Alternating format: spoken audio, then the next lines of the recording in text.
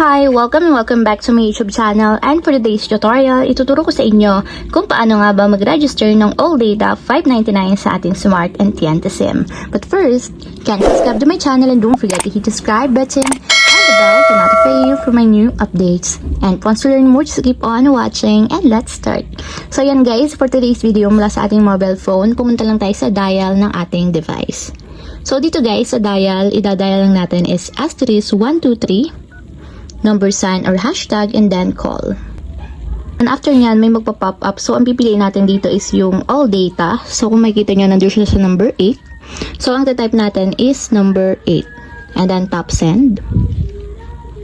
And then, after nyan, piliin ulit natin yung ALLDATA. So, nasa number 1. Kaya ang itatype natin is number 1. And then, tap send. So, dito naman is ang pipiliin natin yung longer pack. Since nga 599 yung i-register natin. So, ang ilalagay natin dito is number 4. And then, tap send. And then, dito naman, hanapin nyo lang guys dito yung 599. So, nasa number 2. Kaya ang ito-type natin is number 2. Then, tap send.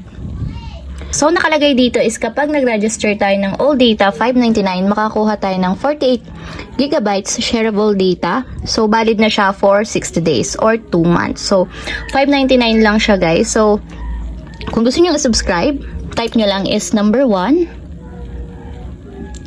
and then tap send. So, ayun lang guys, ganun lang kasimple kung paano nga ba mag-register ng ALLDATA 599 sa ating Smart and TNT SIM. If you have a question, can comment down below and don't forget to hit the subscribe button and the bell to notify you for my new updates. And thank you for watching!